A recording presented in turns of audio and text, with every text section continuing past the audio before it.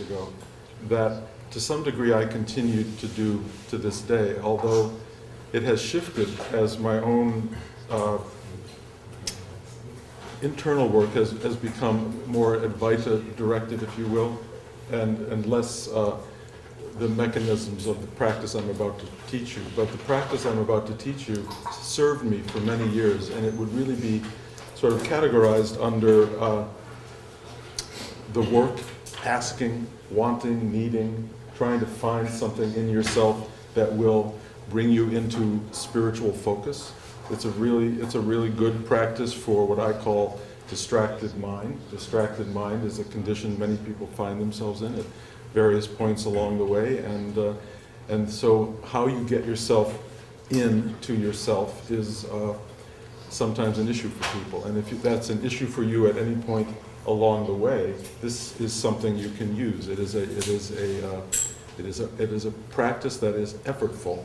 And it really implies that you want to get from one place that you don't want to be at to a place that you do want to be at. My own personal practice has moved beyond that there's no longer any place that I don't want to be at, or that I don't want to accept it as is, which is for me a much deeper and more profound teaching. So I rarely use the exercise that I'm about to teach you, because for me, not trying to shift gears into a more comfortable space is powerful teaching.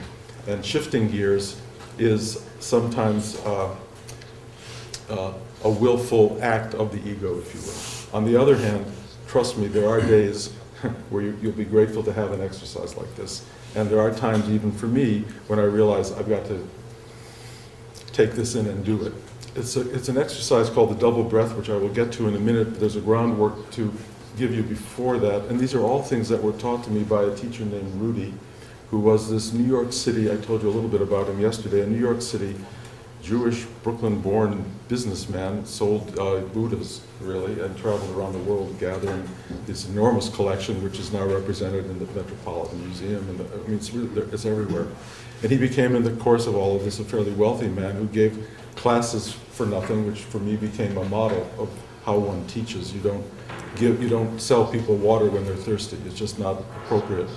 And so that's been part of this teaching. And Rudy was a maverick yogi. He came out of a school in India that was basically, the root guru was a guy named Swami Nityananda from Ganeshpuri, India. Another of his more famous teachers is Swami Muktananda. And Rudy brought Swami Muktananda to America, and at some point broke ranks with him, just separated. A long, dramatic story, which we will not go into today. But the story that I'm about to tell you really is what happens when you sit still. Because it's really interesting. Meditation, every form of meditation is sitting still. And as soon as you sit still, of course everybody recognizes, I think, how unstill they are. First of all, there's enormous mental activity that goes on, the chatter of our daily life. And then there is what I call emotional chatter, the emotional life of a person that rises up when you sit still. And then purely physical, especially by the second half hour, you start to feel bodily discomfort. And you have to deal with all of this noise, in a sense. And you have to be able to, in a sense, transcend all of that, or usually accept it and find that you make it so it doesn't matter. The system that we work with is called the chakra system, and I don't know if everybody in this room is familiar with it. It's a system of energy centers that are located in the material form of our supposed body, and these centers have a kind of governing principle over our lives. And as I was telling, I think it was Bart today, or maybe Michael, I've never questioned any of this. I'm not a questioning person. I believe my teacher 100%, and I have taken all this to heart. So now presenting it to you, questions may come up, which will be interesting. But I will tell you all of this because it has been something I've lived by for a long time, and I find it really valuable to me. The 7 chakras that we are working with in this class are as follows. There's one right here at the top of the head that is referred to as the 1,000-petaled lotus. 1,000-petaled because it's conceived as something that can open, and yet open again and again and again, and there is no end to its potential for opening. It's located in the spot of the fontanelle, which is the soft spot on a baby's head. And if you've ever been around a little baby, you know, it has about a year before that gets hard. And my experience with babies is that they kind of waft in and out of their physical form pretty much through here. And if you're sensitive at all, you can kind of feel when they are out and when they're back in. They have this ability to not commit to the body at first. But then what happens is, and I find this really interesting, they start to drink mother's milk. And mother's milk fills the universe of whatever physical reality they're in, and they like it a lot. And they get more and more committed to that, and this goes, and after a year, you're locked in. And you're locked in for the duration. And then mostly, if you're sensitive, you want to figure out how to get back out. And this is a practice that helps break through the physical sense of being. Next chakra is the third eye, right between the eyebrows. Third eye is the space of what I call penetrating insight, the ability to look deeply into life, or conversely, the ability to look deeply into yourself. Chakras are plant-like, which means that they are foliating out into the world, and that they have a root system that is equal to the branches of the tree. So if you are a very broad-minded person and have a very broad reach of the universe, you will have, conversely, a deeply penetrating root system into yourself and have a very informed awareness of who you are.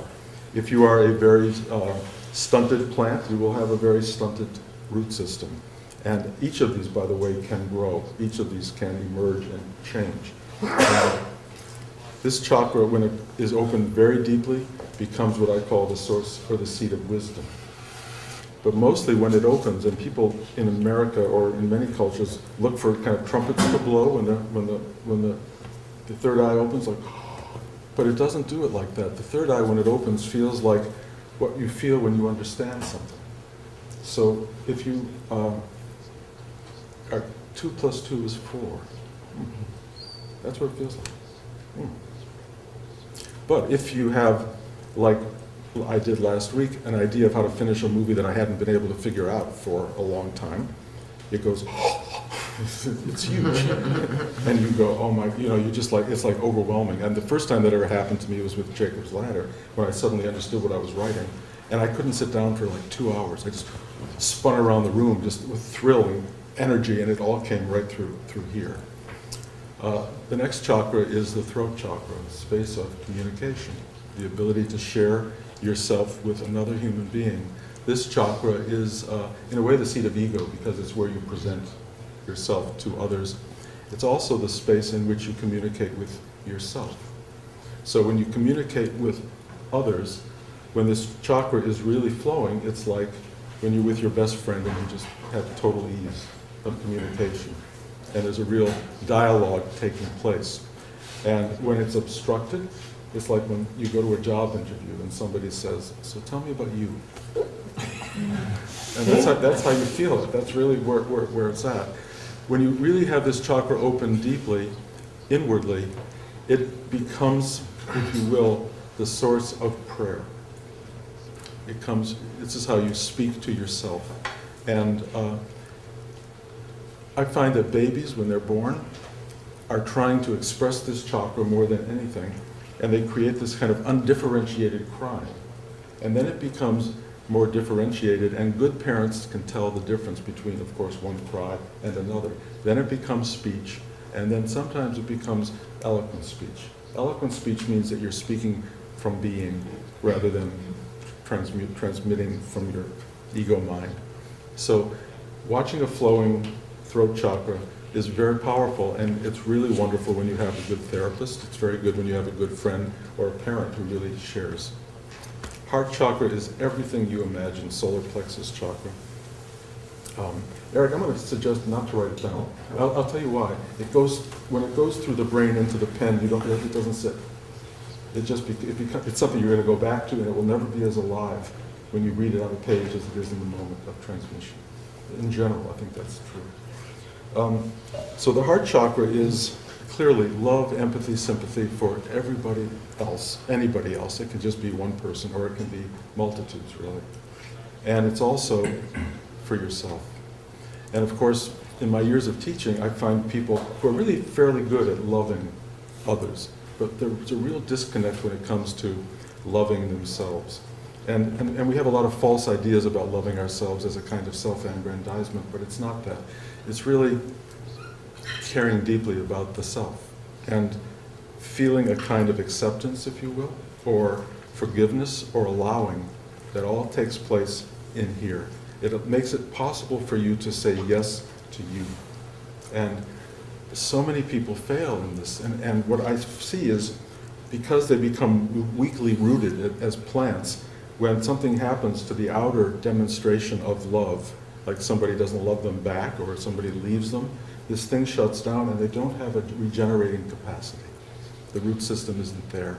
So they wither in their heart chakras. And this for me is a really sad development that happens and again needs a lot of pruning and work to get back into order, which is again part of what happens in this class. I call these the above ground chakras. The basement chakras start below the navel, and it's kind of the furnace room, and it's where a lot of people who do meditation don't particularly want to go. They don't mind the upper stuff, but the work stuff is here. And the navel chakra, which is about 2 inches below the navel and a little bit inside, is the chakra that I call the fire in the belly. This is the getting things done. This is what makes you a productive person in the world. It's also what makes you a productive person spiritually. You have a will, if you will. This is the seat of, in my mind, will, intention really comes from here. And I describe this as wanting something, sort of mental, wishing for something, needing something. And when you get the energy down to the will, stuff happens. If you just have it up here, you'll dream forever about what you want and what you think you can have, but you won't get there. So this is really crucial to that development. Sex chakra. Sex chakra is everything you think of. Recreation, renewal, rebirth, all of those things, all of which occur in human development, and also something that implies what Rudy called the process of death and rebirth, which is cyclical. We are not unlike plants that grow and the sap returns into the soil and then they grow bigger. We're very much like that as human organisms, and so what happens when we foliate and we're out, we're happy people. When the sap runs back down into the root system, we feel dead, or we feel cut off. And Rudy said when you experience that, it's like everything goes wrong in your life. You're miserable, you don't know why, you can't find your own voice. It's not quite dark night of the soul, but it is definitely unpleasant. And he said it's when you step in dog shit when you walk out the door. That's the kind of thing that happens when you're in a death cycle. You know, everything kind of goes wrong, or Mercury retrograde, that kind of thing. And then it comes back. For almost everybody, it comes back in a regular way. And when you're in a death cycle, the primary understanding of it is you're not aware of being in a death cycle. You're just not. You're unconscious, deeply unconscious, and it happens. But what takes place now is when you're really conscious of that space, you can bring energy to it and you can process the death experience more rapidly, meaning you don't fight it. You just go, okay? And then it does what it needs to do. And then that energy does a thing, it goes around to the base of your spine, to the tip of the coccyx bone, where you have an energy called Kundalini. Books are written on Kundalini, and I can't read them, they make me crazy. They're all in some ways misguided. I think that a lot of them talk about how Kundalini itself can make you crazy. Kundalini to me is uprising energy, or in the best sense, energy of awe. And any one of you who've ever had that experience of, which as you grow spiritually becomes more and more constant actually, that energy just rises up your spine to the top of your head.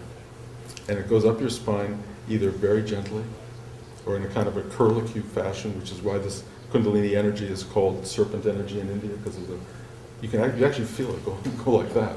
Or it can go like that.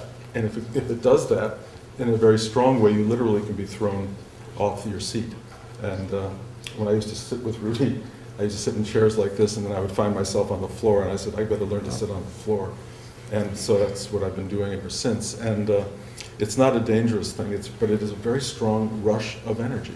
And it's a breaking through of a lot of what Rudy would call obstruction in us. It just cleans the channel. And when that energy goes up your spine, it goes right through the spinal, it goes into the brainstem here, which sometimes creates tension here, and I'll tell you what to do about that in a minute. And then it goes to the top of your head, and then it either goes out of the top of your head and gives you a sense of unitive awareness, oneness, cosmic connectivity, or it accumulates in your head and does something that I call marinate. It marinates the brain. It's like a bath for the brain cells. You just feel washed, clean, flooded with energy, or it overflows. And when it overflows, it's sort of like the Psalm of David, your cup runneth over. And as it runs over, it starts to move through all the chakras, back up the spine, and it creates a kind of continuity of movement through your whole core part of your body. And in doing that, it does something very interesting. It integrates all of these centers. So in the process of doing that, your mind suddenly works with your heart. Your heart works with your sexuality, with your gut. You're a whole person.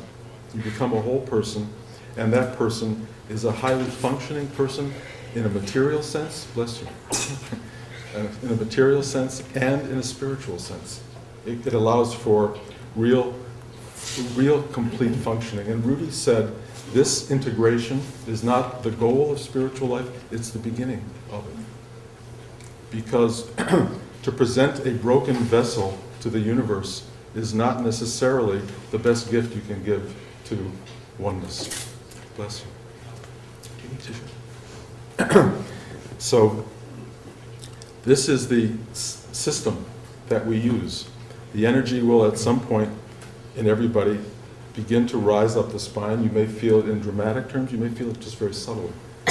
What you feel is really present. You just feel present, completely present in the core trunk of your identity. And it is a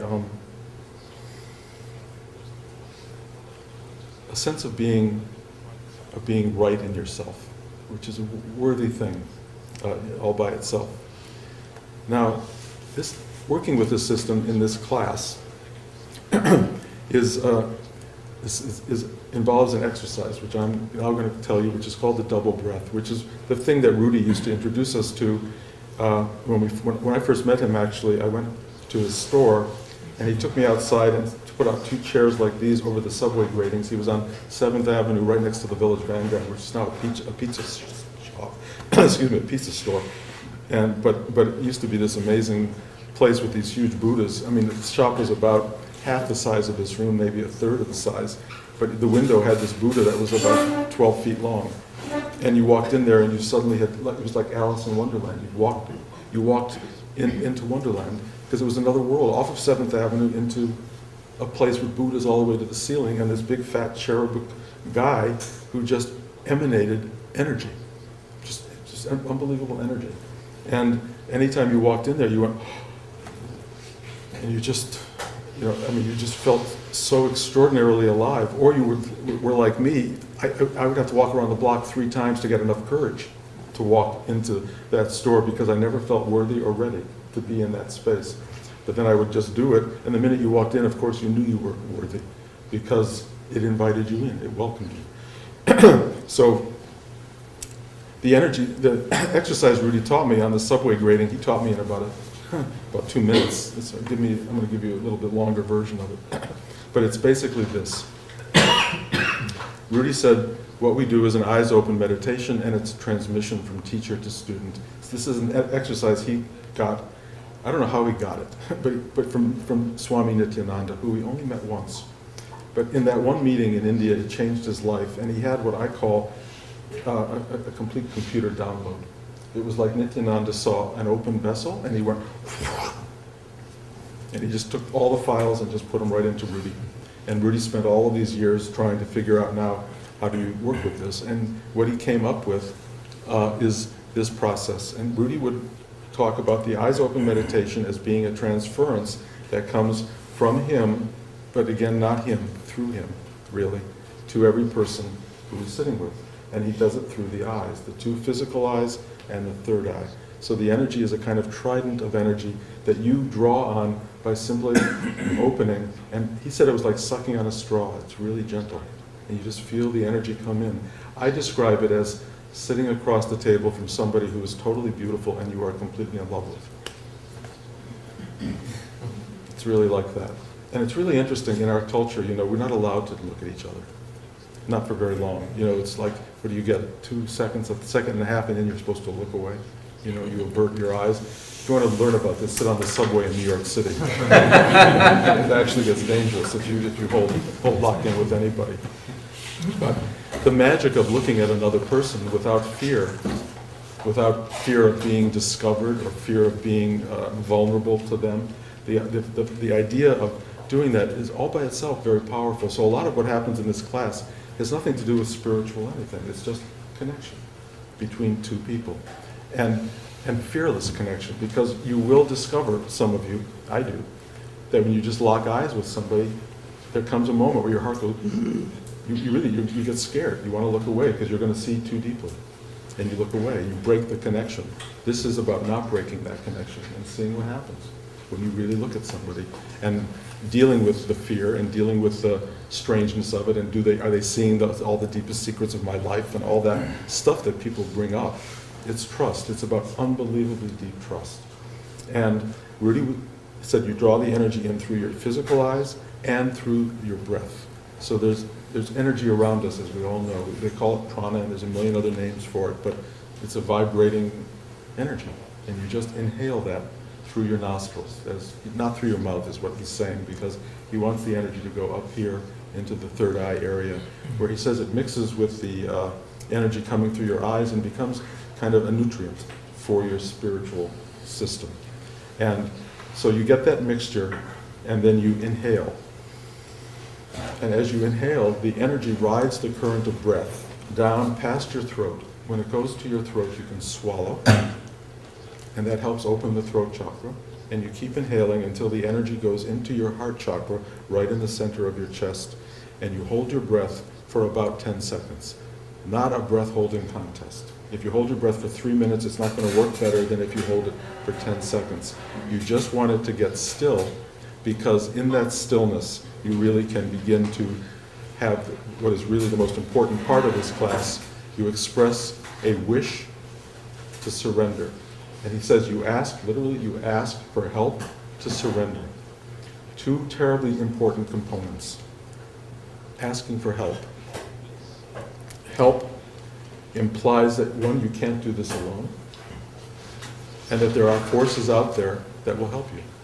My own experience has been, over the course of 40 years, that the entire universe is there to help you in absolutely every moment of your life.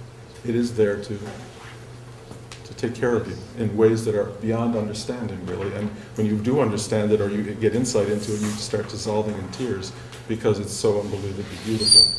The other is surrender. What does surrender mean? Surrender means to get out of the way, to get out of your own way for 10 seconds, which is a real challenge for many people, because 2 seconds in why did I come here? I should be sleeping, and why is he sitting with his pants open?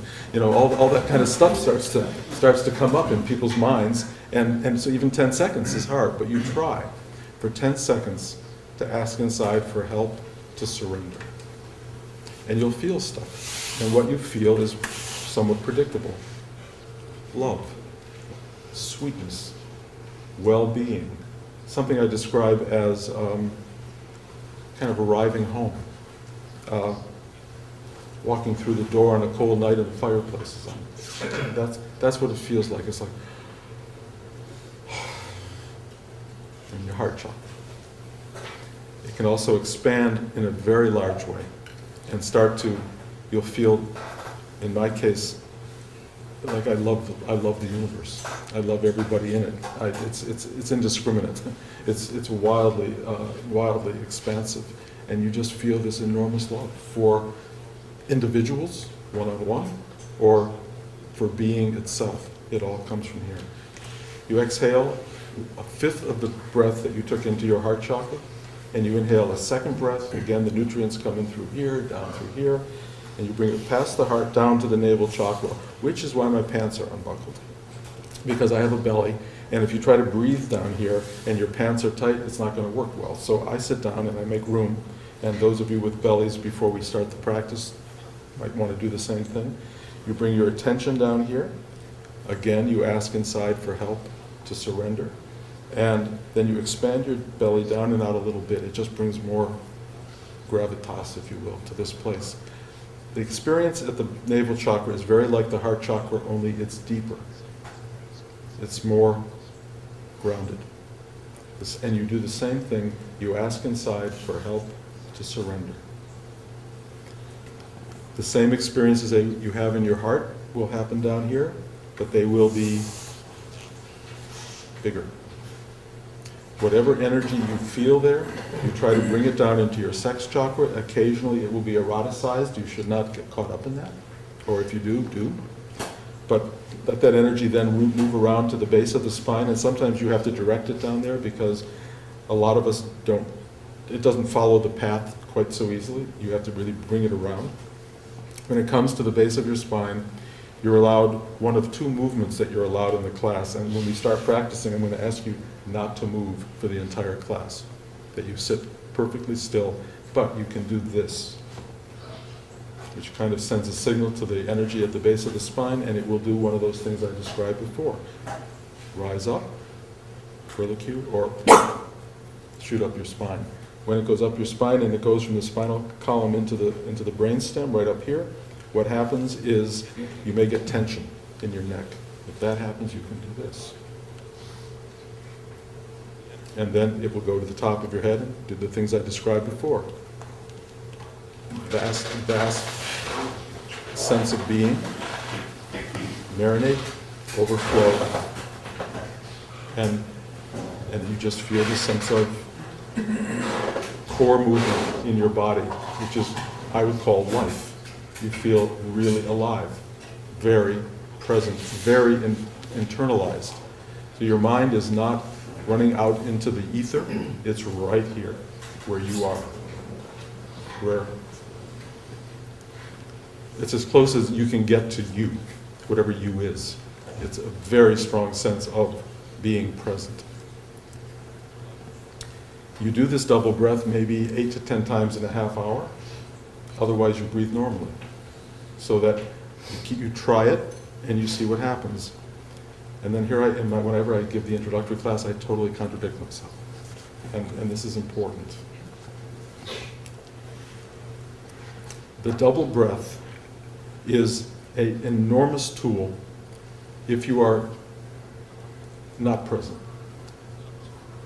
If you are feeling, if you're sitting here right now going, what is he talking about? And why won't he shut up? And I didn't get breakfast. If you're going through that right now, this tool will be very valuable to you to get you out of that state. If you are sitting here, as I believe everyone is, present, don't do anything. Don't do this double breath, because why should you try to become present when you're present? What's that about? Come in when you're already in the room. If I said to come into you right now, you'd all look at me like I'm an idiot. So you're here. If you're sitting here and you're feeling really present, there's nothing to do. We will do an exercise in a moment where I will actually look at everybody for a moment or so of time and exchange a kind of energy. Like I described before, it isn't so much that I'm giving anything, there's just connection. There's a connection. The quieter that I get, and now I've been sitting for many years doing this, and what happens is there's a sense of opening and flow, and it's available to people. And if somebody comes to my class hungry or thirsty, Rudy's described the teacher as a water fountain. And that's all you are, you're a drinking fountain. If somebody's thirsty, they drink. Done. You're nothing more than that, and the minute you think you're more than that, you've got a problem.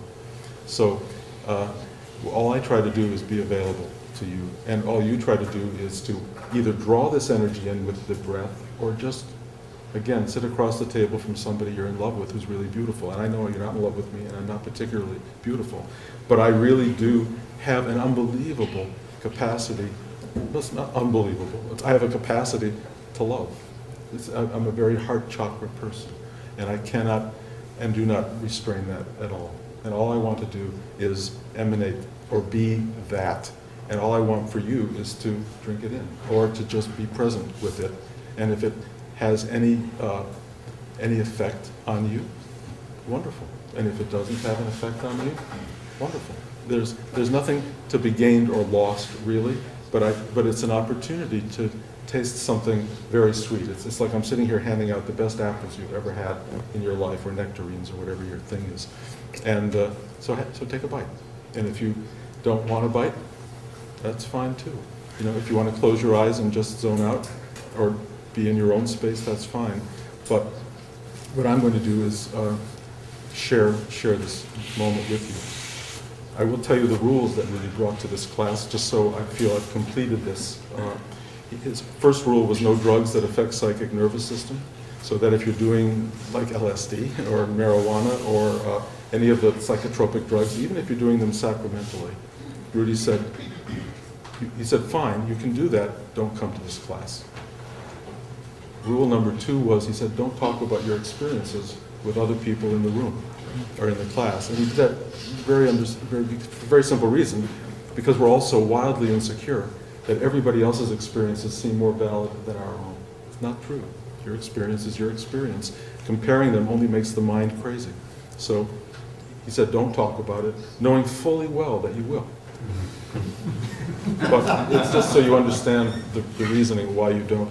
And then he said, if you want to do this, you should do it every day, for half an hour a day, for the rest of your life. Which is usually when I lose half the people who just walked in the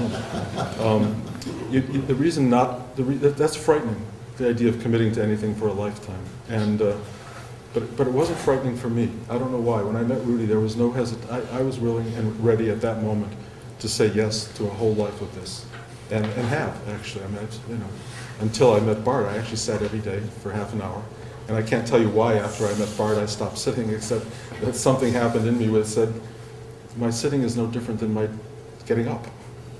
You know, walking down the hall and going to the bathroom, whereas valid to me is sitting meditating. It was all part of the same. There was no difference, really. On the other hand, I do have days where I know I have to sit. I just have to sit because I need that. I need to take a concentrated moment to reach in and do it, and it's really beautiful. And I'm endlessly grateful for a knowledge of how to do that. Those are the rules. I should tell you, because it's an eyes open meditation, I offer people now on the website pictures of Rudy or Nityananda, and I've recently put one up of myself, but I always was hesitant to do that for my own reasons. But there's now a picture of me, and you can just do an eyes open meditation with the picture. And I don't know why it works. I have no idea. It really makes no sense. But there's an energy transference from a picture. And I tell people, if you don't do it every day, it's a little bit like going to the gym once a month. You know, you go, you know, nothing's happened. Once a month, nothing has happened. Once a day, something starts to come about. So those are the rules. I have one other little exercise to show you, and then we'll actually try this out for a little bit, and then we'll have breakfast, everybody, so you have something to look forward to. Rudy describes something called negative psychic tension. It's a waste product. It's a product that comes from changing yourself, breaking down patterns, breaking down senses of identity. And what happens when you break yourself down is this stuff disintegrates in a way inside you, and you need to empty it out every day, like going to the bathroom. So he said, for 1 minute a day, even when you go to the bathroom, you can do it, or you can do it sitting on the chair or walking down the street. You just let your hands dangle by your side. You take a breath into your heart, hold it for 10 seconds, and you ask inside for help to surrender. And then he said very specifically, say negative psychic tension. Negative psychic tension. You don't want to surrender positive psychic tension. Life is full of positive psychic tension. It's what you work with in your day. It's what grows you. It's a nutrient. Negative psychic tension is a waste product, and you let it go, and if you let your hands dangle, you'll start to feel this thing come from the top of your head. It's kind of like a sludge. It goes across your forehead into your temples. It comes down your cheeks and your jaws, your neck, your whole upper body. It goes into your arms, into your hands, and then it either just drains into the atmosphere or it collects in your hands. If it collects in your hands, you'll feel like they're encased in cement. They'll be really heavy, in which case you just go on. The best way to describe negative psychic tension was when I was a kid, I smoked 4 packs of cigarettes a day, which was not healthy. And one day, without knowing how or why, I took a pack and threw it in the garbage, and I never took another cigarette. But for 2 years, I had a phantom limb that would want to reach for this phantom pack of cigarettes. And it would keep happening, and certain circumstances triggered it, like seeing somebody walk down the street that I had to talk to, or sitting down to write a term paper. This thing started happening, and I realized that was negative psychic tension. And if you didn't get rid of that, it would one day produce a real pack of cigarettes and a real hand going in, and the old pattern would reconstitute itself, and you would be back where you were before. So much of what we're trying to get rid of, rather than smoking, but maybe your issue, is whatever identity issues, things inside you that are shifting and changing, things that are starting to break up, that haven't really completely left the system. This gets rid of it. And I tell people, if you are in a situation where someone's throwing a lot of real negative tension at you, like a boss who's decided to yell at you in the moment, something which I find to be offensive, what you do is you can be very surreptitious about this exercise. You can let one hand kind of dangle by your side while they're throwing all this shit at you, and you just let it go right through.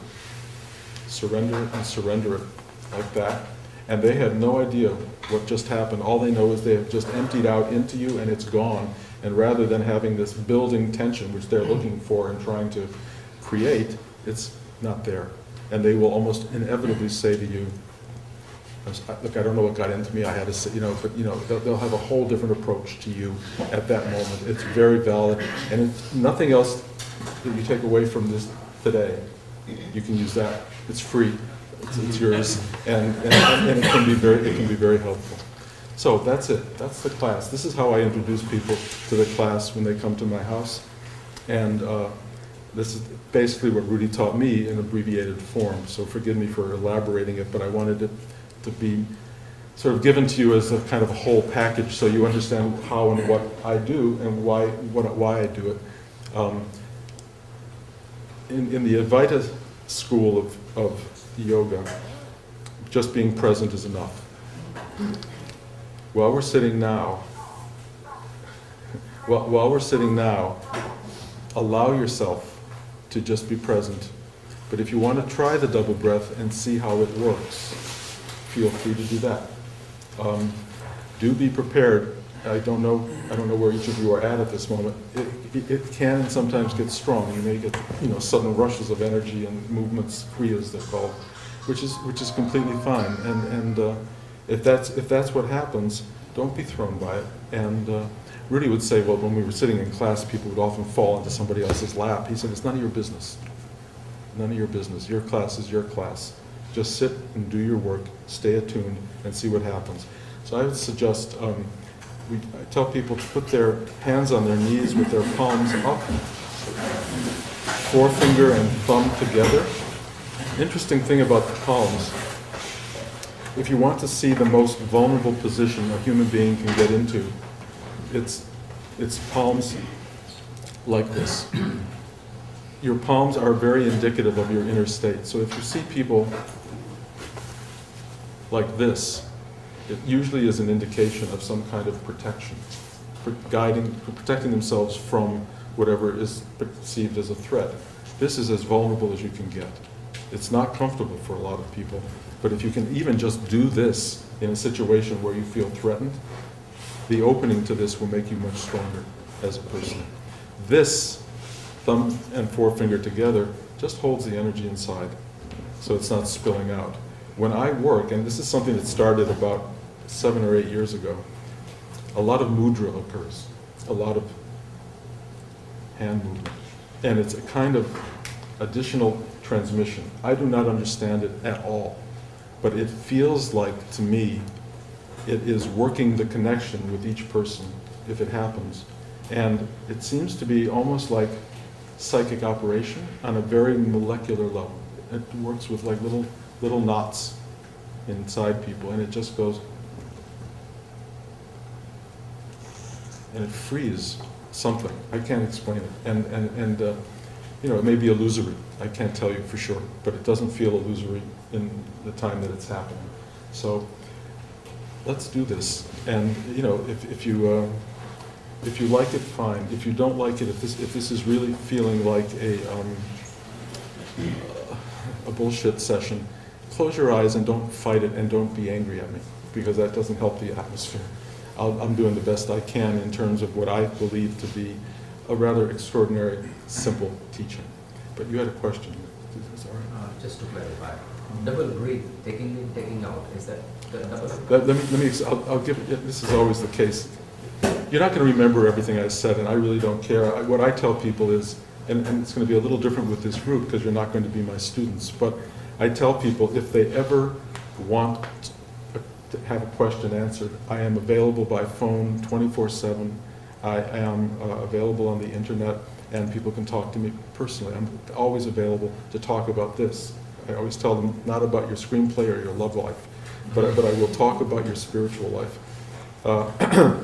The one thing that is hard to remember in this class is the double breath, and because the mind is, I'm trying to talk beyond the mind, and yet the mind wants to hold on to it. Very simply, again, double breath is a breath through the nostrils, moving into the energy of the third eye, inhaling the energy into your heart chakra, holding your breath for about 10 seconds, and asking inside for help to surrender. After 10 seconds, you let out about a fifth. You take a second breath, which is why it's called the double breath, down into your navel chakra. Expand your belly down and out a little bit. Ask inside again for help to surrender. Any energies you feel, they move around to the sex chakra, to the base of the spine. You can wiggle a little if you want. The Kundalini energy will, at some point in your practice, begin to rise up your spine to the top of your head. You can move your neck if you feel any tension. Let it do whatever it wants to do. Relax. Breathe normally for about 3 minutes. Try it again. It's just a matter of learning how it works. It's a tool. If you use the tool, you'll know how to use it. If you don't use the tool, it may or may not be available to you when you need it. And trust me, there will be moments in life where this is helpful. So have fun, and we'll give this a shot. Okay? Let's repeat the cycle one more time. The double breath? Yeah, you just repeat exactly what you said for memory. Okay. If you would. I will. In the end, it kind of doesn't matter. I mean, it does, but your body will kind of start to know what to do. The energy is going to be transmitted or emanated from or in the space of where the teacher sits. And everybody in the room can just partake and share in that. Sometimes, especially in this group, the energy center may not be here, guys. It may be coming from the various extraordinary beings who are present in this room. But however that works, it's an exchange. What happens is you draw the energy in through your physical eyes, 2 physical eyes, and your third eye, trident of energy. And then energy comes through your nose as you inhale, the energy of life, if you will. The mixture is nutrient rich, nectar-like they call it in India. You just inhale. As it passes your throat, you can swallow, and it just sort of lubricates this area, and it goes into your heart chakra. Hold your breath for about 10 seconds. Ask inside for help to surrender. Bless you. After about 10 seconds, exhale a little of that energy and take in a second breath past the heart chakra down to the navel chakra. When it comes here, you expand your belly out a little bit, and again you ask inside for help to surrender.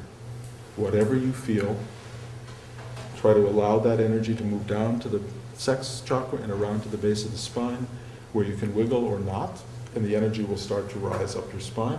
to the top of your head. If it creates tension in your neck, you can do that and let the energy go out the top of your head, or sit there, or just overflow and begin this sense of making you feel whole. And then breathe normally. And then after about 3 minutes, you try again. The problem with the double breath, for me, is that after 3 minutes, you're probably in a state of such simplicity that trying to do it again just seems beside the point. So I really tell people, don't do it at that point. Or, honestly, a lot of people get to a point where they're bored. And then they just do the double breath because they're bored. To me, it's better sit through your boredom. Sit through the nothingness that emerges. Because Rudy said, all this does is brings you to a place of nothingness. And that's all that's wanted. So to be active in the middle of all that kind of gets in the way of that. So if you're sitting here now, again, wishing you weren't here, do the double breath. If you are sitting here present, and I'm telling you there's so much energy in this room, it's going to be hard not to be present. Just sit. Just sit and be. Eyes open the whole time. Yeah. And I will look at I'm going to look at everybody in the room for a period of time. We don't have a lot of time, so I'm going to have to do this faster than I normally do. Usually everybody has a need, and the need is met. I don't usually leave anybody without that need. I can feel when they've got what they need, and then it's like done. Sometimes it's like that. Sometimes it's not that. You know, I mean, somebody just sit across the table from somebody and they don't want to break contact. Other times they're just not interested. You know, and you have to figure out, how am I going to make them interested? So this is going to be faster than I normally do it, and it will just be really, this is an hors d'oeuvre, I'm afraid, as opposed to a meal. But it will give you a little taste, and you'll know what I do. And then if we ever meet again, we can talk about it. And you know, and it's just another thing for the arsenal for you guys. I don't know how it will all play out in the long run. I've never done this for a group of people who hadn't come to me specifically for a class. So let's just do this and see where it goes. If it starts to run long, somebody just interrupt me, because... Don't worry about it. All right. Really? Let it be whatever it's going to be. Okay.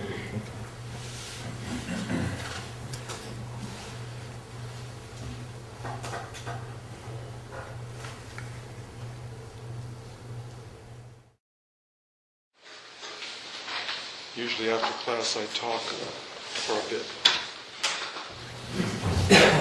But I think we don't have time. Let me just see if anybody has questions at all that seem important to you.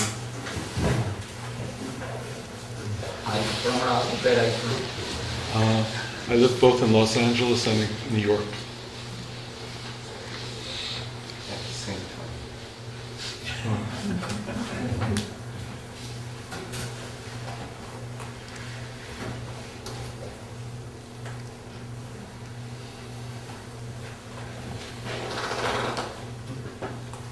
In some ways this was a new experience for me, in some ways it's not new at all. I don't usually meet a group of this size for the first time and have to sit with each person. So it's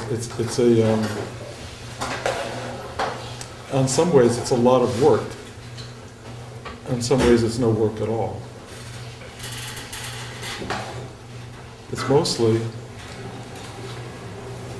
the experience is a sense of how honored I am to meet you, and how extraordinary it is to be in a room with people who are so present, and how little work it is on some level to connect. It's not 100% across the board, of course. Everybody presents in a completely different way.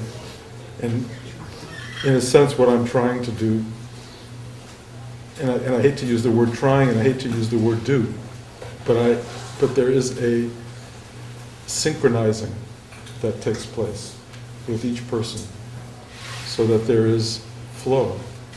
And as you know, no two human beings in this world fit well. There's something that has to be done. We tend to fall in love with the person we fit with the best. But there's still a lot of other people in the world that we have to be with. And finding a way to connect to everybody is worthy, I think. And when you're with people, try to be with them. And one of the ways to be with them is to just, for me, do what I'm doing when I sit, which is just looking in the eye. You don't have to spend 3 minutes doing it. You can do it pretty quickly sometimes. And not always deeply, but you can do it. And just connect. And just feel this extraordinary thing of what it means to be with yourself in all of its guises, in all of its forms. Because God is present in every interaction. And we are blessed to have the opportunity to meet each other awake, consciously, or as consciously as we can be. My practice has not awakened me in the sense that the teachers here have been awakened. But it's an interesting lifelong pursuit, and what has arisen for me is a kind of stillness and a very big heart that allows me to truly love you in a way that's hard to describe, but it's deep. It's deep and profound and healing. Healing for me, healing, I think, probably for you. And we get to connect in a way that many people never do. And there's a blessing in that we get to sit with each other and know each other profoundly. So the feeling I come away from every class with is the feeling that I'm really finding permeating my life, which is gratitude, just profound gratitude, second to second to second. It doesn't mean I don't have awful days, and the last few weeks have been awful. And I struggle with them. I go through a lot of, it hurts. Life can be very hurtful. And I go through this work, which means I don't run from the hurt, which is what I used to do. I just sit with it. Just like I'm sitting with you, I just sit with the hurt. And I try to find a way to be present with what the universe has presented, without saying, don't give that to me, or it's too much to handle, or I don't want this. It has come. It has arisen. It has arisen. And it arises, I have learned, for us. And it arises every second for us. And we are either willing to say thank you to God or to the universe or to oneness for what has arisen, or we reject it. And rejecting it doesn't seem to serve it very much. So, at this moment, I have arisen for you, and you have arisen for me, and we have arisen together in this very interesting space for this remarkable weekend of exchange. So, thank you for allowing this to take place. I'm curious in some level to know what this means to people who've been practicing forever. I don't know if you feel like you've wasted an hour and a half of your life, or whether this meant something. But it was a gift to me to be able to sit with you, and to those of you who I know have extraordinary development. It was an honor, really an honor to be in your presence in this very open room. So thank you guys so much, and now have a great breakfast. Thank you.